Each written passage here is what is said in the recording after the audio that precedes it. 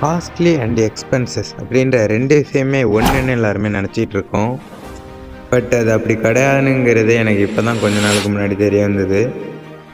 அதாவது எக்ஸ்பென்சிவ் அப்படிங்கிறது வந்துட்டு லக்ஸூரியஸான திங்ஸாக இருக்குது. அதாவது ஐஃபோன்ஸ் அது போல் ரொம்பவுமே விலை உயர்ந்ததாகவும் அதுக்கேற்ற ஃப்யூச்சர்ஸையும் வச்சுருக்கிறதாகவும் இருக்குது. ஏன்னா அது வந்து அந்த எக்ஸ்பென்சிவான ஐட்டத்தில் மட்டும்தான் அதுமாரி கிடைக்கும். லோ ப்ரைஸில் உங்களுக்கு அதே குவாலிட்டி கிடைக்க வாய்ப்பில்லை. பட் காஸ்ட்லிங்கிறது அப்படிங்கிறது வந்து இது வந்து எல்லையை மீறிய செலவு அப்படிங்கிற மாதிரி குறிப்பிடுறாங்க. ஆனால் எக்ஸ்பென்சிவால் நமக்கு லாஸ் அந்தளவுக்கு வர வாய்ப்பில்லை. பட் காஸ்ட்லினால் லாஸ் வரதுக்கு வாய்ப்பு இருக்குன்ட்டு சொல்கிறாங்க. காஸ்ட்லியஸ்ட்டு திங்ஸ் மூலயமா நம்மளோட time and effort and energy மொத்தமாக போய்டுன்னு சொல்கிறாங்க. பட் எக்ஸ்பென்சிவான திங்ஸில் நம்ம மணி மட்டும்தான் போகும், டைம்லாம் போகாது.